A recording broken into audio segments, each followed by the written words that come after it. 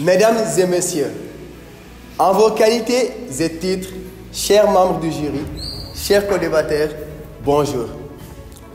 En cet après-midi du mercredi 5 juin 2024, je me porte volontaire, moi, Samba Cordiane, élève en classe de première S1 au lycée d'excellence privé Aimé Césaire, d'être votre guide d'excursion dans ces sombres grottes des réalités philosophiques. Avant de me lancer dans notre introduction, permettez-moi aujourd'hui de vous présenter le plaisir inégalé qui nous a été offert de participer à nouveau à ce débat inter-école. Bien évidemment, les écoles sont nombreuses, mais des règles s'imposent. Qui veut n'est pas débatteur, mais aussi qui veut n'est pas le lycée d'excellence privé Aimé Césaire. Les filleuls du grand et incontestable Aimé Ferdinand Césaire sont ici aujourd'hui pour vous faire part d'une thématique, je cite, « Les hommes ne vivent-ils en société que par intérêt ?» À travers cette thématique, plusieurs notions méritent aujourd'hui d'être définies. Qu'est-ce que l'homme? L'homme est un animal doté de raison, appelé aujourd'hui à vivre en société. Et cette société, elle est le regroupement de plusieurs individus dont les relations sont organisées. De même, cette société constitue, depuis fort longtemps, le cadre de vie privilégié et d'épanouissement de l'homme. Qu'entendons-nous par intérêt? Nous convenons que l'intérêt est toute action concernant à tirer profit d'une ou de plusieurs choses. La relation qui existe aujourd'hui entre l'homme et la société est très complexe. Elle a suscité de nombreuses réflexions transcendant le domaine de la philosophie ou encore même de la philosophie. Elle repose sur des questions fondamentales, à savoir, quelle est la nature de cette relation? Pourquoi la fondation de cette société par les hommes, mais aussi pour les hommes? L'homme, sans cette société, ne serait-il pas exposé à l'hostilité de la nature? Face à ces questions, de nombreux philosophes, tels que Sartre, Hobbes, Rousseau ou encore même Aristote, ont tenté d'apporter des perspectives montrant que la nature même de l'homme dépend de cette société. La question qui mériterait d'être posée pour nous aujourd'hui est: quels sont les intérêts que tire l'homme dans cette société? Nous vous montrerons tout au long de notre travail que l'homme ne vit en société que par son pur intérêt, en vous parlant notamment du domaine économique, des intérêts sécuritaires ou même du processus d'humanisation de l'homme, nous joignant ainsi à l'affirmation d'Henri Bergson, je cite, « La société ne peut subsister que si elle est subordonnée à l'individu. » Messieurs et mesdames,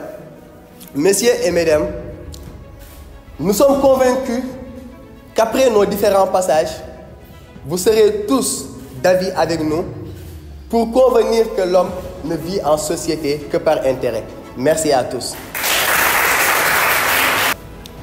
Mesdames et messieurs, je me nomme Seydina Mohamed Anne, élève en classe de terminale au lycée Charles de Gaulle. J'ai l'honneur de participer à ce débatton. Débat, oui, pour ne pas se battre. Une des formes de joute dont le caractère est d'abord et avant tout formateur. Merci à Sénégal Academy pour cette initiative. Pour rappel le sujet, objet de notre débat est le suivant. Les hommes vivent qu'en société que par intérêt. Il faut savoir que l'homme ne vit pas en société que par intérêt. La philosophie est une discipline essentielle qui nous apprend la nécessité d'une conceptualisation. Cet art, je dirais cette compétence, consiste à délimiter le sens d'une notion. Cela est nécessaire ici, dans notre sujet, pour éviter toute confusion. D'abord, qu'est-ce que l'homme? Sans vouloir faire un traité d'anthropologie, disons tout simplement que l'homme est un être historique, biologique et social, naturellement porté à vivre en société, comme l'a précisé Aristote. Thèse que les vagues du temps percutent toujours sans jamais l'ébranler et la démolir. Qu'en est-il de l'intérêt? Le Larousse, tout comme le Robert, comme un souci favorable à quelqu'un et qui constitue pour lui un avantage.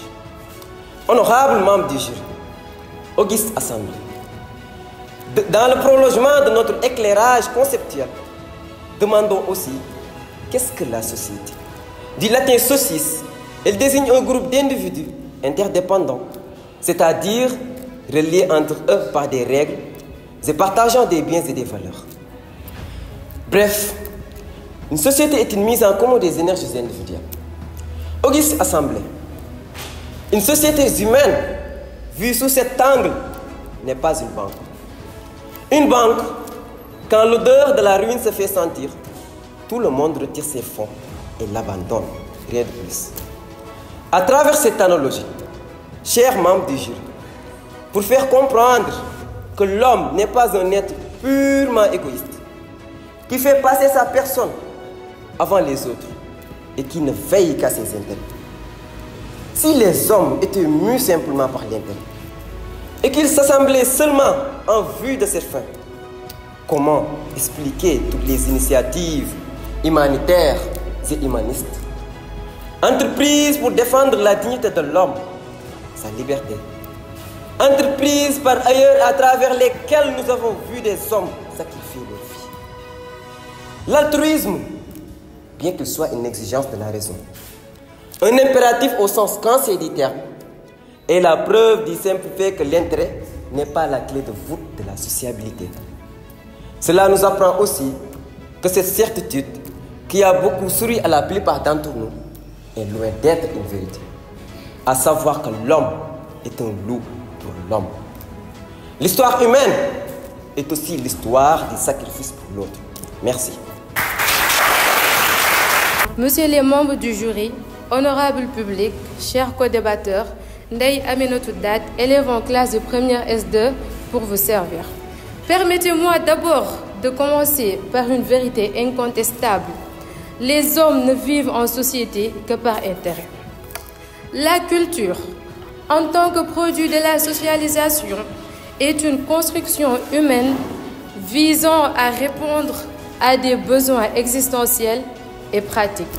Elle n'existe pas en soi, mais est le fruit d'une série d'accords explicites et implicites entre les individus visant à maximiser les intérêts et à minimiser les conflits. De ce fait, les normes, les valeurs, les institutions sont élaborées pour la cohésion, la survie et le confort des membres de la communauté. Considérons les enfants sauvages, ces rares individus qui ont grandi isolés de toute interaction humaine. Leur existence démontre de manière frappante l'importance cruciale de la culture dans le développement humain. C'est le cas d'Amala et de Kamala, deux jeunes filles qui ont vécu avec des loups et qui ont grandi dans la forêt d'Inde. Leur existence démontre encore une fois que l'homme, naturellement, n'est pas enclin à vivre en société. Chers co-débatteurs, si la socialisation ne se faisait pas par intérêt, si les avantages à vivre en communauté ne seraient pas si significatifs, pourquoi l'humanité aurait-elle maintenu et développé ces structures sociales? Vivre en société est donc un choix motivé par des intérêts profonds qui dépassent la simple survie matérielle. Il est crucial de rappeler que c'est par la société que nous construisons notre identité. C'est par elle que nous construisons notre moralité. C'est aussi par elle que nous comprendrons le monde. 30 secondes. Ok, merci de votre attention. Honorables membres du jury, agréables co-débatteurs, très cher public, je me nomme Aïsta Djibrilba, élève au lycée Charles de Gaulle en classe de terminale L2. Toute enchantée de faire partie de ces justes oratoires, un grand merci à Sénégal Academy. Comment nier que l'homme est un être biologique et social? Ces deux essences ne fonctionnent pas séparément. Il est impossible d'isoler la part d'inné et d'acquis, tant l'un comme l'autre sont le fruit d'une interaction permanente. Autrement dit, de façon inextricable, dans la singularité d'une existence individuelle se noue détermination biologique et sociale. Cela dit, auguste assemblée, l'homme n'est pas le produit d'une société dans laquelle il naît et il s'insère. De nombreuses observations empiriques attestent que la relation à l'autre, l'autre moi, mon alter ego, est constitutive de l'individu humain. Le cas des enfants sauvages a beaucoup participé à consolider la thèse que je défends ici avec mes camarades. L'homme n'est pas contraint par l'intérêt à vivre en société. C'est par elle qu'il devient homme. Et la construction d'une identité individuelle s'en trouve altérée quand nous sommes sans prise en charge par les autres, par la société. Les enfants sauvages, privés de la société, de l'éducation à l'âge où celle-ci était nécessaire, n'ont pas pu faire éclore les potentialités et les promesses génétiques que tout être humain porte en lui. Comprenons par là que la société est ce qu'il faut. Elle est ce qu'il nous faut. Elle n'est pas un moyen pour dominer, pour profiter des autres ou pour faire valoir une potentialité différentielle et proprement égoïste. Par ailleurs, l'intérêt ne peut être le fondement de la vie en société. La société est première et l'homme est indépendant de la vie sociale. Telle est la condition humaine. Nous naissons dans la société, nous vivons dans la société, nous vivons en société. L'intérêt appartient au cadre de la perversion, de la corruption d'une société où naissent et se développent des envies, des volontés de puissance, de l'égoïsme. Or, auguste assemblée, toute société par essence combat l'égoïsme. C'est quand elle échoue à le canaliser que l'intérêt prend le dessus. Merci beaucoup.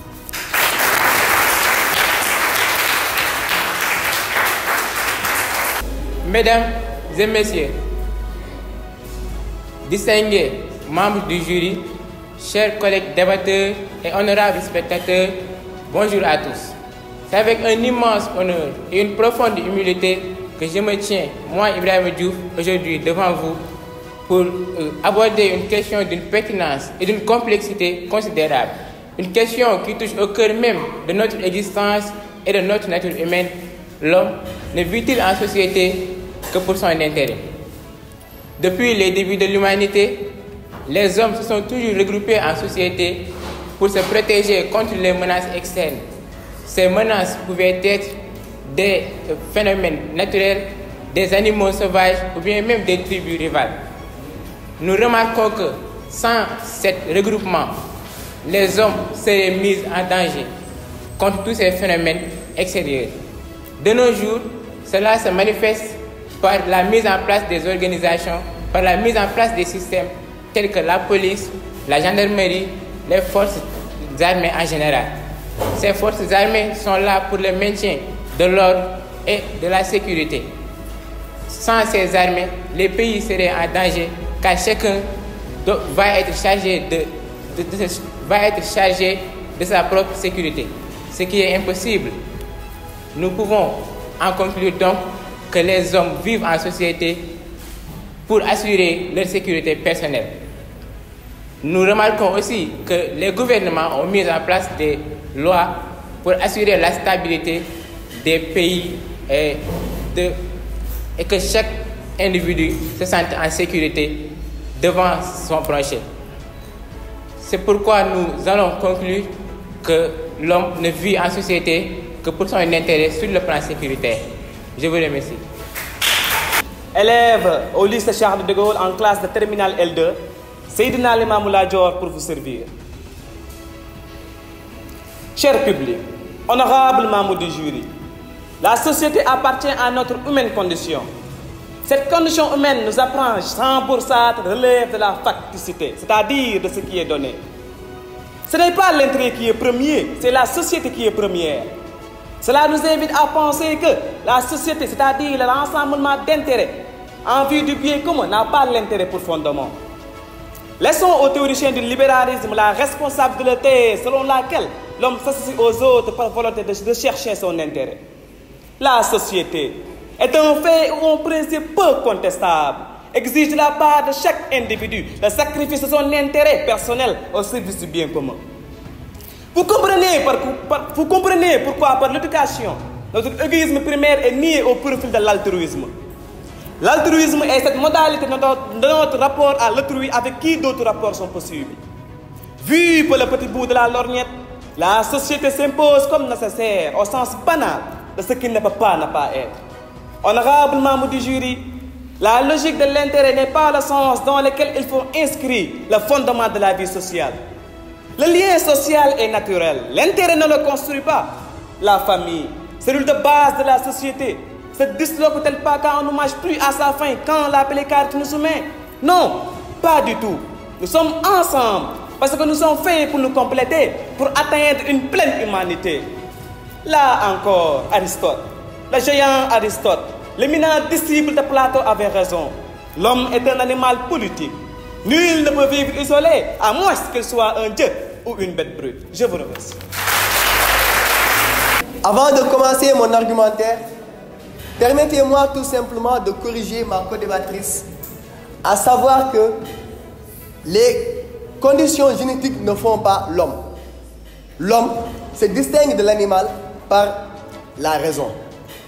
La théorie développée par ma co-débattrice, à savoir les enfants sauvages, n'est pas quelque chose qui nous montre clairement que les conditions génétiques sont la base de l'humanisation, mais plutôt le comportement, la manière d'agir, mais aussi la raison. Ces enfants sauvages dont elle parlait, isolés d'une société humaine, mis ensemble avec des animaux, n'ont pu devenir que des animaux par les actions et par la raison. Sans plus tarder, je vais me lancer dans mon argument qui va plutôt s'intéresser au domaine politique. La société, bien évidemment, comme défini, est le regroupement de plusieurs personnes dont les relations sont organisées.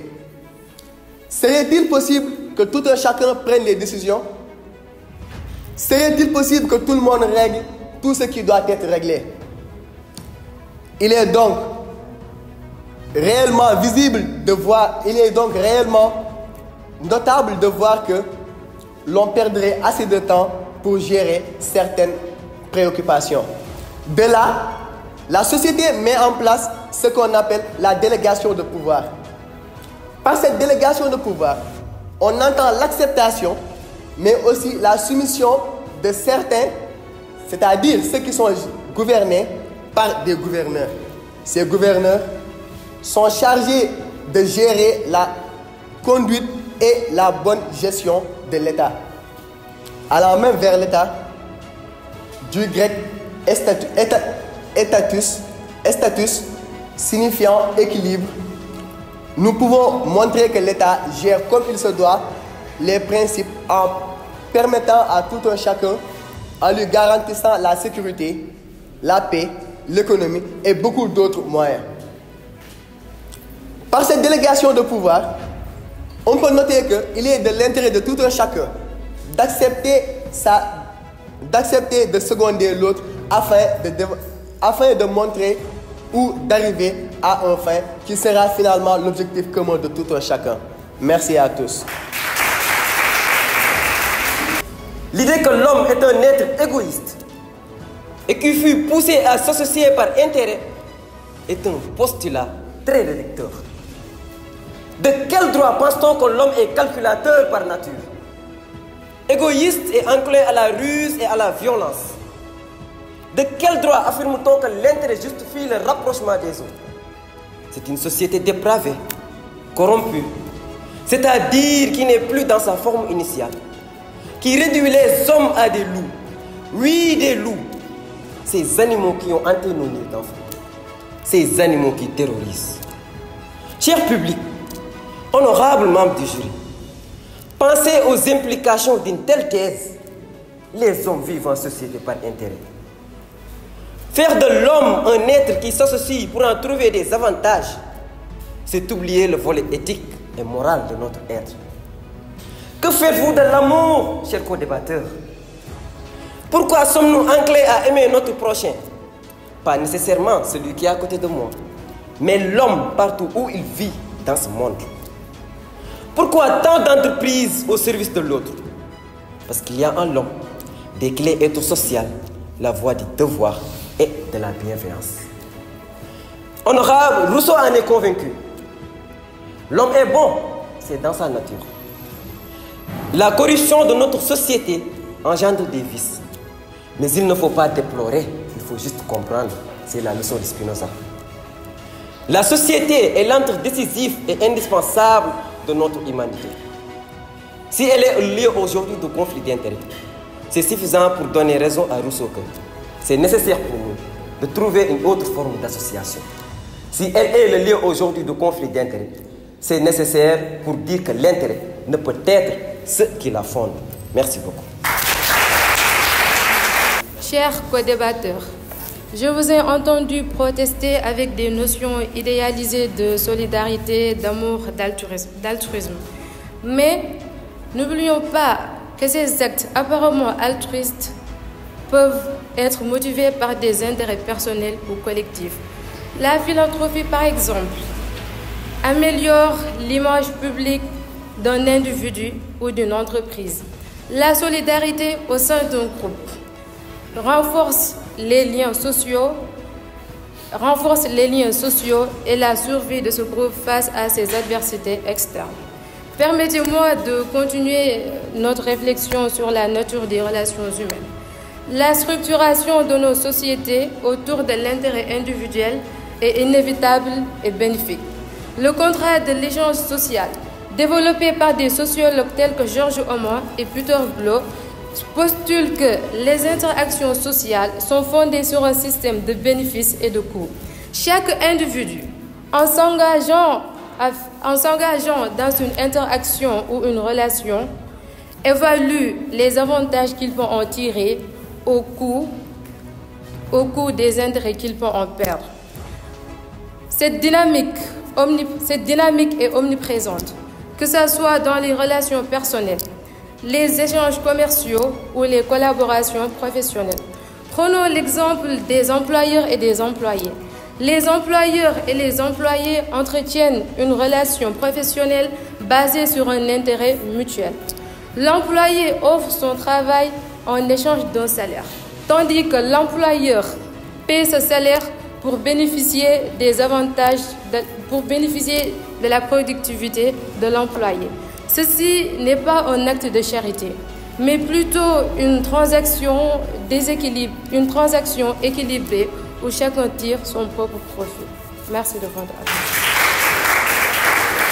Comme il arrive souvent de trahir la pensée d'un philosophe, précisons clairement ce que voulait dire Aristote par l'homme est un animal politique.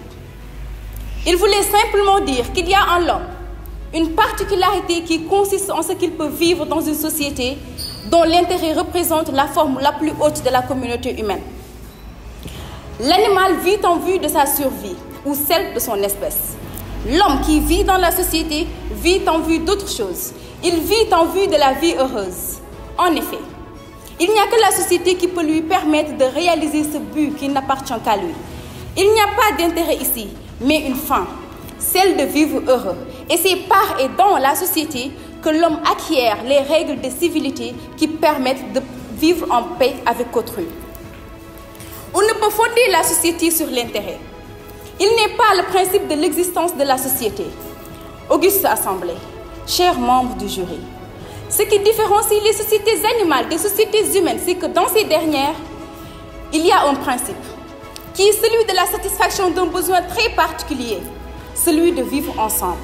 Et pour arriver à cette fin, l'autre est indispensable, non pas comme un moyen, mais comme une fin. Réduire l'intérêt au fondement de la vie en société, c'est réduire l'homme.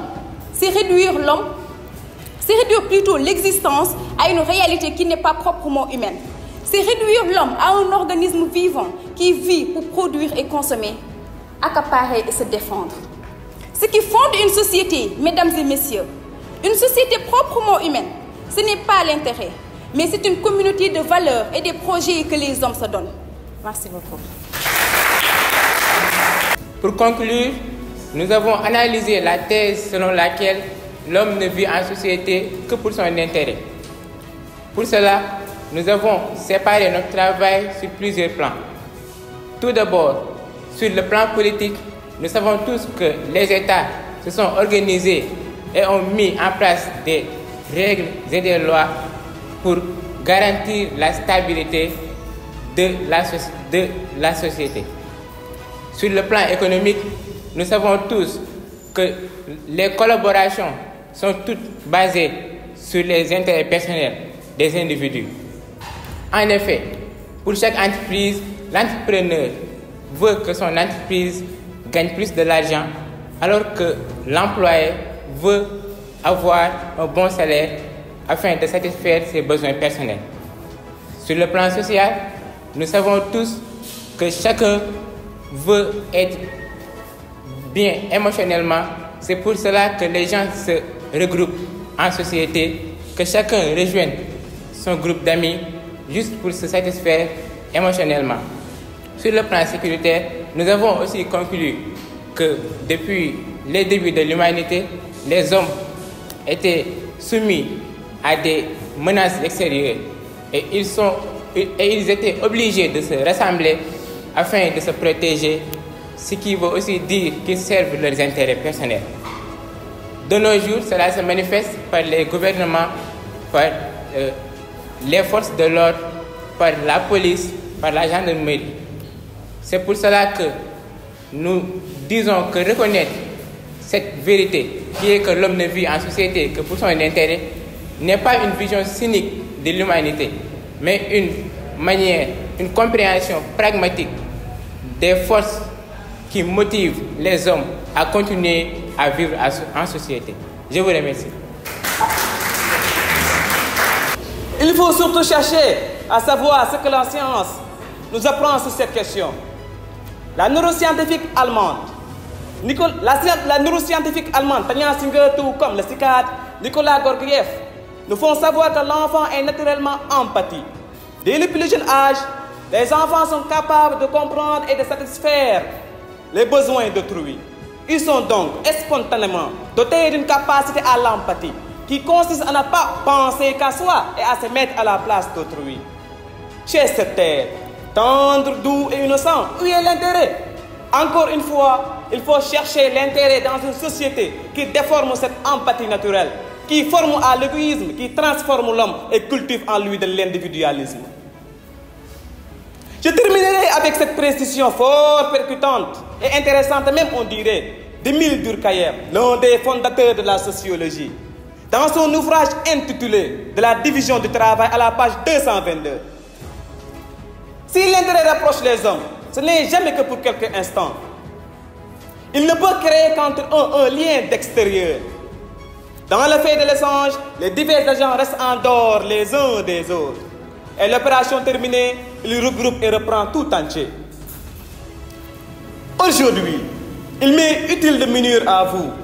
Demain, la même raison fera de moi votre ennemi. Une telle cause ne peut donc donner naissance qu'à des affrontements passagers et à des associations d'un jour. Je vous remercie. Nous avons entendu quelque part ici, et nous l'avons bien noté, qu'une société n'est pas une banque. Une banque, si vous avez senti que la ruine s'approche, généralement, les gens retirent leurs fonds et l'abandonnent. Donc ce qui nous lie est beaucoup plus profond. Nous avons besoin de stabilité, nous avons besoin d'ordre, nous avons besoin de protection, nous avons besoin également de nous épanouir. Mais où et comment vivre sans trouver un bouclier qui protège? Où et comment vivre s'il n'y a pas une épée qui punit, qui rend justice? S'il n'y a pas une balance qui pèse? S'il n'y a pas une machine qui concentre et regroupe nos ressources et qui les redistribue? Sans doute la société est nécessaire. Une telle position, cependant, n'a pas été pour le moins la seule position qui a été défendue. L'existence de la société, son bon fonctionnement, alors appelle nécessairement l'existence d'un État? Ou encore, l'État est-il absolument nécessaire à l'existence et au fonctionnement d'une cité? Nous pouvons le dire, et nous avons entendu d'éminents philosophes qui ont été cités ici, Rousseau, Thomas Hobbes, qui encore, Hegel et autres. Beaucoup d'entre eux ont jugé nécessaire l'existence d'un organe qui surplombe la société et qui serait chargé justement de l'organiser, d'aider les individus à s'unir, parce que c'est le principe premier. Mais la société, pour pouvoir s'organiser, on a besoin d'un organe, d'une autorité. Parce qu'en principe, Rousseau nous le montre, une société, un rassemblement d'hommes ne peut exister sans autorité. Mais où est-ce qu'elle se doit trouver? Là est tout le problème. Est-ce qu'elle doit être extérieure aux individus ou est-ce qu'elle doit se trouver à l'intérieur où le peuple lui-même souverain devrait se charger d'être sa propre autorité? Rousseau imaginera ou souhaitera un ordre social juste où la liberté et l'égalité ainsi que la défense et la protection des biens et des personnes seront toutes garanties. Il semble par là que si nous avons la capacité de vivre ensemble, il semble difficile de s'organiser au mieux parce que l'État répondrait à un besoin, celui de vivre de plus en plus rationnellement. Et donc pour que cette rationalité puisse arriver, il va falloir qu'on vive sous la tutelle d'un État. Mais vivre sous la tutelle d'un État, ce n'est pas confier son autorité ou bien son pouvoir à un organe extérieur et inhumain. Quoique abstrait, l'État répond à des exigences qui sont humaines et l'État relève de la volonté des hommes. À un moment donné, parce que dans la philosophie, ce qui nous intéresse, c'est que nous ne faisons pas l'histoire. Bien sûr, les historiens nous apprennent beaucoup de choses, mais ce que nous cherchons à voir, c'est qu'est-ce qui justifie et qu'est-ce qui fonde l'existence de l'État. Son existence est-elle nécessaire? La société peut-elle s'organiser d'elle-même sans État? Telle est la question qui vous a regroupé ici et autour de laquelle nous avons entendu de très bons arguments. Mais ce que nous pouvons conclure, parce que je ne suis pas consigné ici à être un débatteur, le respect de la tenue du pupitre ou d'argumenter comme le font comme l'ont fait nos chers élèves, juste en ma qualité de professeur de philosophie choisi à cet effet, de rendre compte autour de cette question-là que la nécessité de l'État ne fait pas de doute. Mais quoi que nécessaire, il y a, comme toute entreprise humaine, une volonté d'ensemble de pouvoir faire de l'État, apparemment comme nous faisons avec la maison. Semble-t-il que la plupart de nos demeures ne sont pas tout à fait terminées. Il nous arrive de changer des choses, il nous arrive de reprendre la forme, il nous arrive également de chercher donc la forme qui serait la meilleure. Par conséquent, si nous sommes imparfaits, on a entendu certains de nos débatteurs dire que l'homme est un être doué de raison. Donc je pense que cette définition-là, elle peut être considérée comme canonique, mais elle ne fait pas, disons, une unanimité si vous regardez bien que l'homme ne se conduit pas toujours par la raison. Ne se conduit pas toujours par la raison. Bien entendu, il n'est pas régi par l'instinct. Cette nature ambivalente de l'homme, qui n'est pas totalement régie par l'instinct et qui ne se conduit pas toujours par la raison, il semble nécessaire qu'il y ait en fait derrière lui un organe susceptible donc de rationaliser cela. Telle est la position du grand Georg Wilhelm Friedrich Hegel. Hegel pense en réalité que l'État est nécessaire, mais sa nécessité en tant que fait accompli, c'est que c'est dans un processus que nous arriverons nécessairement à vivre dans un État et que celui-ci aurait pour but d'abord d'achever ce rêve de liberté qui a traversé toute notre histoire. Ce n'est pas ce que nous ne voulons pas, être libres. Ce n'est pas ce que nous ne voulons pas, avoir notre sécurité. Ce n'est pas ce que nous ne voulons pas, c'est-à-dire voir notre propriété sauvegardée. Et pour cela, pour que la propriété qui est un droit naturel fondamental, tout comme la liberté, il va falloir que nous acceptions d'être membres de l'État. Pas pour en être des esclaves, mais juste pour faire partie d'une communauté, une communauté d'hommes que l'on répare, que l'on travaille, que l'on reformule et que l'on redynamise sans cesse.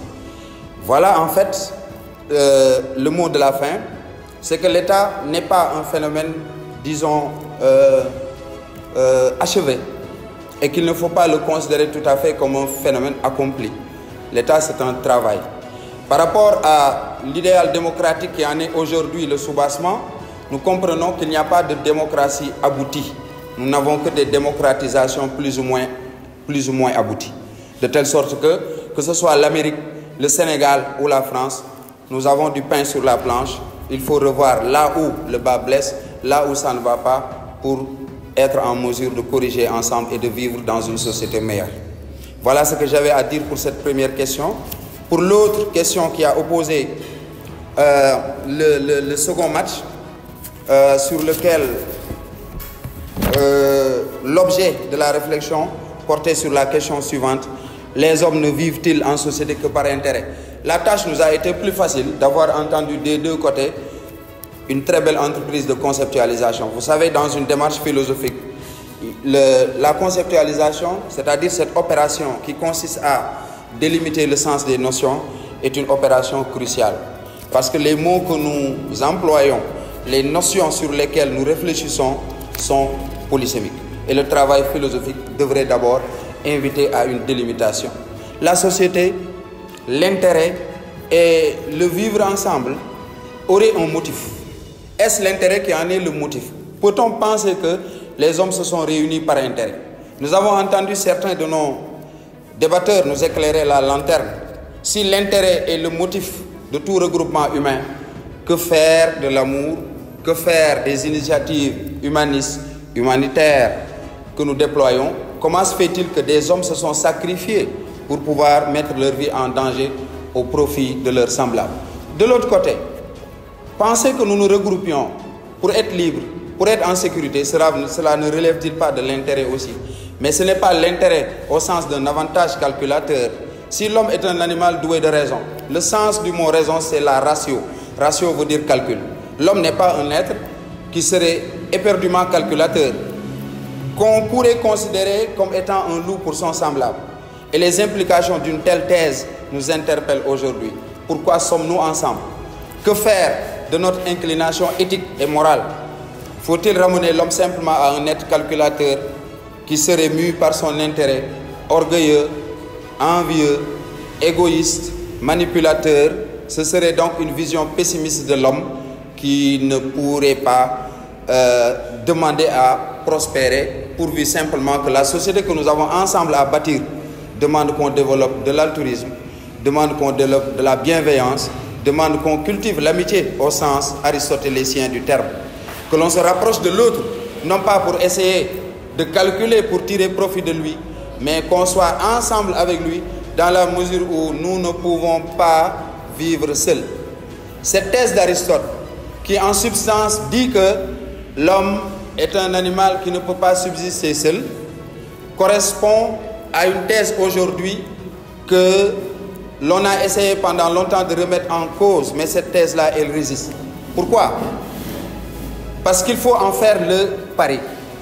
Chacun d'entre vous, si on devrait sortir de cette salle, aller où l'on veut, ne pas rentrer chez nous, continuer dans la nature, il semble que c'est un pari risqué, parce que si chez nous, il y a effectivement ce que Sartre appelle de l'enfer, non pas parce que papa est un enfer, ou ma soeur l'est, ou mon frère, simplement parce que la vie en société contient en elle-même les germes de ces contraintes.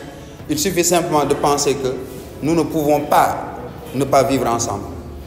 Et que Aristote ajoute que l'homme qui réalise cette prouesse, cet exploit qui consiste à s'isoler, serait ou bien un dieu ou bien une bête brute.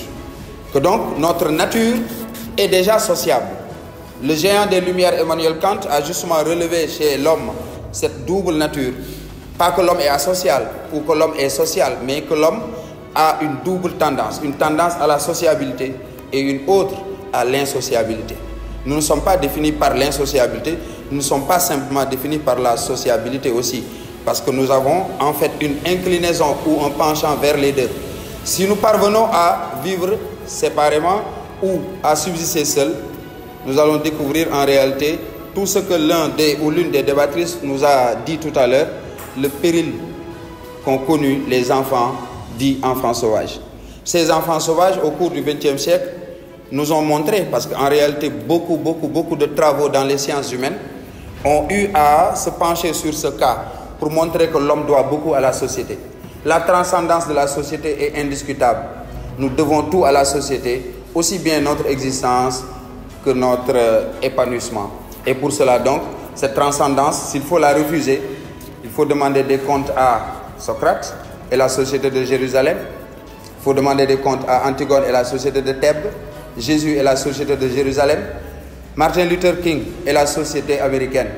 Bien sûr, ils ont eu raison contre leur société, mais vous avez tous compris que leur sort n'a pas été heureux. Bien sûr, ils ont gagné. Martin Luther King pourrait sourire dans sa tombe pour montrer qu'au moins aujourd'hui, son dream, c'est-à-dire son rêve, s'est réalisé. Des Noirs et des Blancs vivent ensemble. Et le pays de Nelson Mandela en est le témoin. Et là, nous considérons en fait que la société, sa transcendance est admise. Ce n'est pas une fin plutôt que de vivre avec les autres, c'est plutôt une fin que de vivre ensemble. Je vous remercie de votre aimable attention. Je remercie les organisateurs pour les avoir impliqués et nous promettons de revenir et justement de prendre part à la suite. Ça, c'est la première chose. La deuxième, c'est encourager ceux-là que j'ai entendu se débattre, notamment le lycée CNSR, à travers les présentations de leurs différentes identités, on a constaté que c'est des élèves de première. Des élèves de première. Donc, ces gens-là sont à encourager. Ils sont à encourager d'abord pour leur courage, mais aussi pour, disons, avoir essayé à cet exercice de contradiction, mais également de démonstration, d'argumentation, je dirais. Et pour cela, rassurez-vous, la philosophie n'a pas d'âge. Elle n'a pas d'âge. C'est une question simplement de disposition intellectuelle. Pour cela, si vous avez l'envie de devenir, vous ne pas philosophe simplement, vous l'avez déjà dit. On le devient. Donc c'est par un entraînement successif et progressif, évolutif, que vous arriverez à asseoir les bases vous permettant, bien entendu, demain, de revenir sur de meilleurs auspices. À vous, des encouragements, mais les autres, je dirais peut-être, ou alors je ne voudrais pas influencer le jury, mais au moins, nous avons, ce que je dirais, nous avons constaté, remarqué qu'il y a des efforts qui sont faits justement par les autres. Par ces gens-là, nous constatons qu'il y a non seulement l'amour du débat, que l'avait dit, c'était donc passionnant, mais aussi il y a cet art. C'est un ensemble de prédispositions qui l'ont quand même témoigné et pour ne pas encore une fois influencer le jury du papier, je suis sûr qu'ils vont remarquer, ils vont retenir avec nous des efforts qui ont été faits dans l'art de persuasion, mais également dans la contradiction. Vous le savez mieux que moi, lorsque nous échangeons pour partager des idées dans le but de nous enrichir mutuellement, nous sommes des interlocuteurs. Mais lorsque nous prenons la parole pour que justement je cherche à noyer l'eau sans pour autant que je travaille à ce qui développe cette complicité, il devient alors un contradicteur. Et j'ai ici noté, non pas des contradicteurs, mais plutôt des interlocuteurs. Donc c'est à ce sujet-là que je voudrais quand même les remercier, les encourager aussi en attendant le verdict du jury. Pour l'instant, je ne vais pas revenir sur ce que mon collègue Richard a déjà dit, et énormément d'ailleurs, au sujet donc des différents, à travers, disons, à côté de ces différents sujets, qui encore une fois nous invitent globalement à réfléchir sur les rapports entre individus et société, mais également les rapports entre la société et l'État. Vous le savez, pour terminer peut-être sur ce niveau-là, le dernier sujet, lorsque on nous dit une société peut-elle survivre sans État, il a parlé de la genèse, d'abord de l'État, comment l'État est-il né, comment l'État est-il apparu, est-il un artifice, c'est-à-dire est-il une invention des hommes, est-ce que ce sont les hommes qui ont institué l'État ou alors l'État est quelque chose évidemment qui est apparu de manière naturelle. Vous le savez, les grandes tendances, les grandes thèses qui ont été développées à ce sujet-là, il est longuement revenu sur, disons, la thèse des naturalistes, notamment Aristote, mais il faut bien comprendre le sens et le propos d'Aristote lorsqu'il définit l'homme comme une zone politique. Zone politique, justement, justement par essence, que l'homme est naturellement appelé à vivre dans la police, la cité. Et vous le savez, à l'époque de la Grèce antique, la cité étant définie comme étant une agglomération où vivent les citoyens. Le citoyen par essence, c'est qui? C'est celui qui a des droits et des devoirs. Celui qui a des droits et des devoirs. Donc, si on a que des devoirs, on n'est pas citoyen, mais on est esclave. Et justement, Aristote, dans l'évolution des différents regroupements, il distingue la famille, qui est d'ailleurs la première cellule qu'il considère comme étant une communauté naturelle. Mais en même temps, une société, chez Aristote. De la famille, on passe au hameau. Du hameau, on passe à la bourgade. De la bourgade, on passe au village. Du village, on passe à la commune. Bref, jusqu'à la ville. Tout cela, ce sont des regroupements, mais toujours est-il que partout, à tous les niveaux, c'est seulement la taille qui change. Mais chez Aristote, par essence, l'homme est un être qui vit en société. Et d'autres, les autres, il a parlé de Hobbes, John Locke aussi, Pufendorf, mais également Robert Descartes, Sieyès. Tous ces gens-là reviennent pour encore une fois conforter l'idée que la société est une activité, la société est une invention humaine. Par conséquent, si vous prenez deux individus, je t'appuie par cet exemple. Si vous prenez deux personnes, l'une est un musulman qui conduit un véhicule. Cette personne est un musulman qui conduit un véhicule. Il heurte une autre personne qui est un juif. Voilà deux personnes. Celui qui conduit est un musulman, celui qui est heurté, renversé est un juif. D'emblée, voilà deux personnes qui n'ont pas les mêmes religions. Donc, ils n'ont pas les mêmes croyances. Alors, s'il n'y a pas d'État, tous les deux appartiennent, sont dans des communautés différentes, par conséquent, vivent dans une même société. Mais on n'est pas encore dans le monde de l'État. Alors, selon vous, comment est-ce que ces deux personnes-là vont être jugées s'il n'y a pas de pouvoir politique, s'il n'y a pas d'État, et que les deux ne sont que dans une société, chacun avec sa communauté? Comment ces deux personnes-là vont être jugées? Il est évident que chacun va essayer de tirer la couverture de son côté. Chacun va dire que c'est lui qui a raison. Ou alors, il n'a pas tort, les sanctions qu'on va lui infliger, il ne les accepte pas. Mais qui va les appliquer? D'où l'importance, d'où la genèse de l'État. L'État donc vient s'adjuger tous ses prérogatives, peut-être que l'État, la société pouvait avoir ou devait avoir, mais qu'elle n'arrive pas à terminer, à achever, parce que simplement chacun y va de sa propre subjectivité. L'État maintenant transcende ces subjectivités pour se hisser, pour se retrouver à un niveau supérieur, d'où maintenant ces différentes fonctions, dont l'arbitrage, dont la régulation de l'ordre social, et tout cela fait que l'État devient un élément, un organe extrêmement important. C'est pourquoi Max Weber le définira pour compléter souvent cette définition qu'on a tendance à donner, que pour qu'il y ait État, il faut une société, un pouvoir politique, mais aussi un territoire délimité. Max Weber, sociologue allemand, vient compléter à travers sa définition sociologique de l'État. L'État, en plus de tout cela, c'est l'instance qui a le monopole de la violence physique légitime.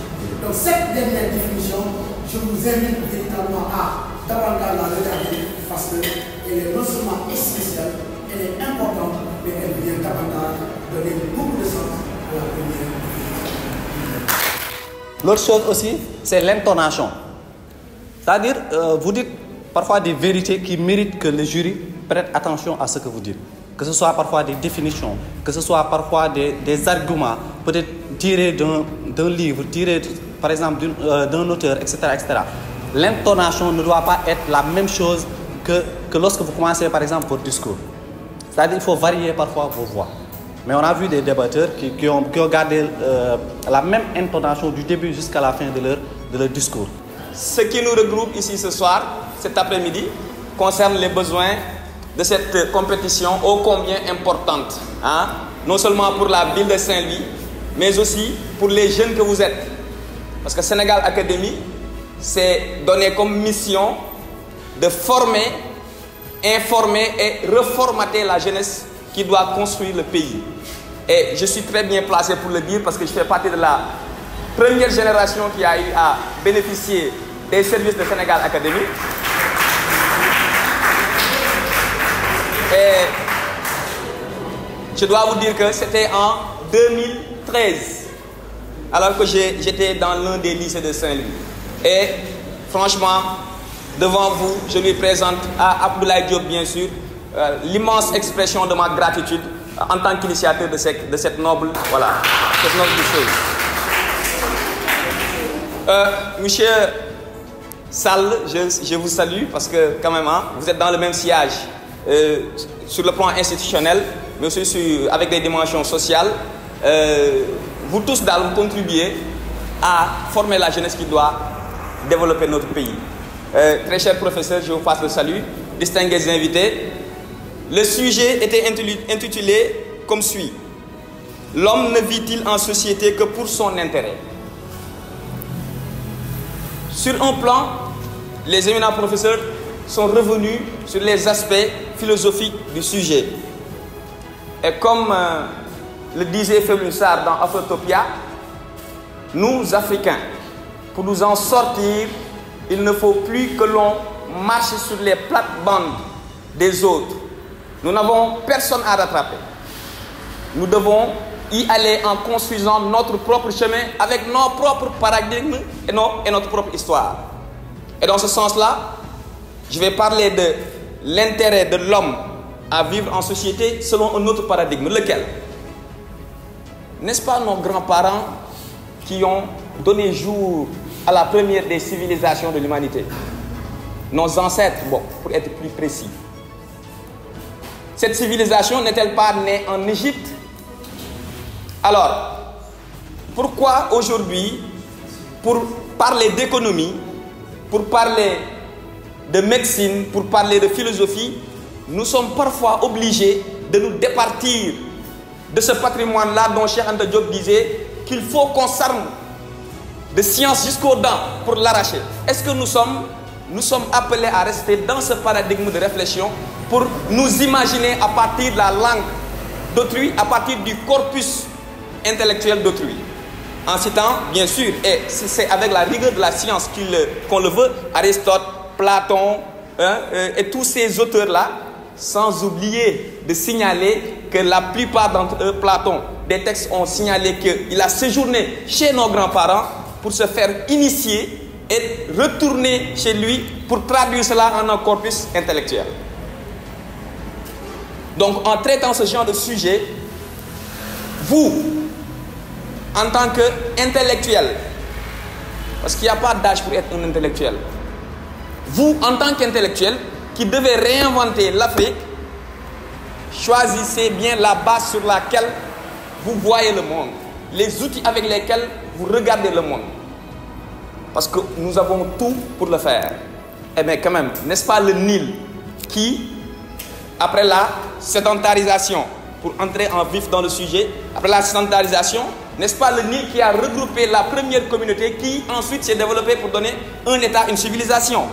C'est-à-dire, pour rejoindre M. Sall, qu'il y avait une nécessité de se regrouper. Il y avait une nécessité de se regrouper pour survivre.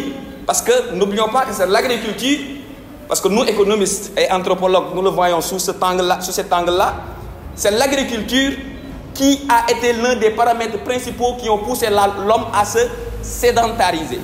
C'est-à-dire, il se déplaçait de lieu en lieu pour trouver de quoi survivre, ainsi que pour gagner son combat contre la nature, contre les agressions extérieures, mais aussi, dès le moment où il a su qu'il peut rester en un seul lieu, développer une intelligence qui lui permet de produire sur place et de consommer sur place, tout en renouvelant cette production-là, c'est le principal facteur, ou bien l'un des principaux facteurs qui ont conduit l'homme à se sédentariser non seulement, mais à se constituer en société. Et nous, en tant qu'Africains, pour nous replonger dans la dynamique africaine, il y a des aspects de spiritualité qui ont accompagné cela. Parce que le pharaon, une fois que l'État ou bien l'empire égyptien a été mis en place, structuré, hiérarchisé, normé, c'était le pharaon qui faisait office de chef d'État. Mais il n'avait pas que des attributs, c'est-à-dire d'un homme ordinaire. Les Égyptiens percevaient le pharaon comme quelqu'un qui a des attributions. Quelles attributions? Le pharaon, est-ce qu'il était un simple mortel? Donc, il y a des aspects ésotériques qui ont accompagné la façon dont les États se sont constitués, la façon dont les espaces de socialisation se sont constitués, la façon dont les corpus de connaissances se sont constitués, jusqu'à ce qu'on puisse les disséminer à travers le monde pour informer l'autre de ce qu'on a découvert. Et c'est seulement en permettant à l'autre de s'approprier, de transformer et reformuler ce que nous avons découvert, que ces derniers-là dirigent le monde à notre insu. Donc moi, c'est sous cet angle-là que je voyais le sujet, et que pour réfléchir, vous avez des corpus ici. La charte du Kourfan Koga, l'Empire du Mali. L'Empire du Mali était structuré, c'était une société qui avait ses normes. Prenez cela comme référence. L'Empire du Ghana, pas de Ghana actuel. L'Empire du Ghana se situait à la croisée des chemins entre le Mali actuel, la Mauritanie et le Sénégal. Et nous avons partagé cette appellation pour dire Mangidem Ghanar. C'est la déformation du mot Empire Ghana qui a construit le mot Ghanar pour dire que ceux qui sont après la rive du fleuve Sénégal, quand ils dépassent cette rive-là, ils disent Mangidem Ghanar. Et c'est à partir de ces corpus-là, jusqu'en passant par l'Almamia, jusqu'en passant par les hommes religieux, Serigne Touba, El Hadji Malick, ils ont produit énormément de littérature pour expliquer toutes les circonscriptions de notre vie, de l'économie à la médecine. D'accord? Donc, la synthèse étant faite par ces deux éminents professeurs, je ne pouvais qu'intervenir dans ce sens-là pour tenter objectivement d'avoir un impact sur la façon dont vous construisez vos mécanismes cognitifs, la façon dont vous réfléchissez, les bases sur lesquelles vous faites votre réflexion et l'objectif de votre réflexion. Chers Africains, chers Sénégalais, chers Saint-Louisiens, chers intellectuels, c'est ce que Papa Ibrahima Gaye avait à vous dire, tout en disant que l'une des équipes, les deux équipes, ils ont déplacé le débat. L'une est venue pour dire l'homme vit en société que pour son intérêt, mais l'intérêt est noble. L'intérêt n'est pas quelque chose de péjoratif. L'autre qui défendait la position adverse est venu pour dire tout simplement, oui, l'homme ne vit pas en société que pour son intérêt. Que pour son intérêt. Après l'intérêt, il y a d'autres choses, d'autres qualités qui font que, ou bien d'autres réalités qui font que l'homme, de par l'altruisme, de par l'empathie, à travers les besoins économiques qui sont stricts, est appelé à vivre en société. Et ce sont des mécanismes déjà qui sont fantastiques. C'est le fait de déplacer le débat. Franchement, je vous encourage dans ce sens-là. Et Inch'Allah, Rabbi, voilà, on se retrouvera. Je vous verrai à la télé ou bien, voilà, quelque part d'autre.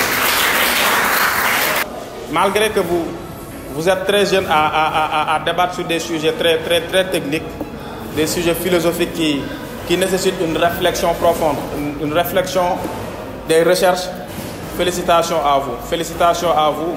On a été très satisfait par rapport à la qualité du débat. Surtout le débat, il y a un niveau qui est là. La prochaine fois, j'ai entendu des citations, la théorie des enfants sauvages. La prochaine fois, lorsque vous faites une citation, il faudra référencer, quoi. Apporter la valeur scientifique par rapport à la citation. Cela vous permet d'avoir des idées qui sont un peu crédibles par rapport à l'auditoire. Aussi, le débat, c'est ça. C'est la scientificité, c'est des arguments, c'est les répliques. Donc, organisez-vous à avoir des répliques assez salées, des répliques qui vous permettront de rebondir sur les arguments de vos contradicteurs et de développer ces idées. Donc, vous ne regretterez jamais le fait de faire les joutes oratoires. Cela vous permet, peut-être, une fois à l'université, vous êtes censé débattre, vous êtes censé présenter des projets de recherche, des projets de mémoire de la licence, et vous êtes censé convaincre un jury. Donc c'est à cet instant que vous êtes censé commencer à faire ces recherches, vous habituer à l'art oratoire pour que vous puissiez être un excellent orateur dans les années à venir. Moi, j'ai commencé par ça, par ces compétitions. Alhamdulillah, aujourd'hui, bon, je ne maîtrise pas l'art oratoire à 100%, mais voilà, mangi soutourlou. Donc, alhamdulillah, et félicitations à Sénégal Academy, félicitations à ACEP. J'ai été chef de projet à Sénégal Academy. Donc, alhamdulillah, félicitations pour le travail que vous êtes en train de faire. C'est ce qui m'a permis aujourd'hui de participer à des travaux de recherche au niveau d'un chaire UNESCO axé sur les sciences et technologies émergentes à Dakar. Donc, c'est grâce à Sénégal Academy, c'est grâce à cette ambition, à ces personnes qui sont un peu motivées, qui permettent aux étudiants, aux élèves d'aller vers l'avant. Merci, M. Charles, M. Diata aussi. Donc, à vous entendre parler, j'avais l'impression d'écouter un professeur de droit constitutionnel, tellement c'était clair et limpide sur la conceptualisation de l'État de manière générale selon Max Weber, une sorte institutionnelle de l'État. Donc merci, félicitations et à la prochaine. Le meilleur débatteur, c'est Abdoulaye Diop de Sénégal Academy.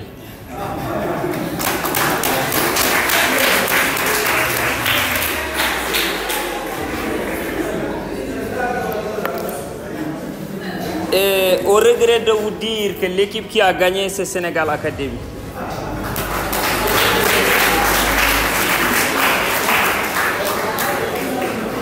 Et merci à Sénégal Academy de nous avoir permis de partager ces moments d'amour de toujours, d'amour de tout temps, un amour pour le débat d'idées. Merci à Sénégal Academy d'avoir pensé à la jeunesse et surtout d'avoir donné l'opportunité à la jeunesse de s'affirmer. Parce que vous êtes le Sénégal de demain. Et c'est vous qui sommes appelés à construire le pays. Et ça commence par les activités de sa nature. Et pour revenir à la tâche qui m'a été livrée, c'est-à-dire de donner les résultats, et pour ce match, personne n'a perdu. Tout le monde a gagné. Et le meilleur débatteur, il s'appelle Seydina Limamou Diop.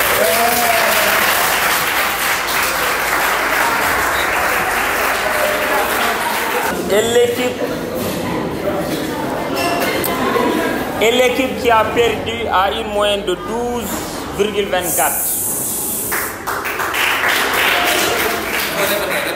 L'équipe qui a perdu a une moyenne de 12,24. L'équipe qui a gagné a une moyenne de 13,72 et c'est l'équipe de Charles de Gaulle.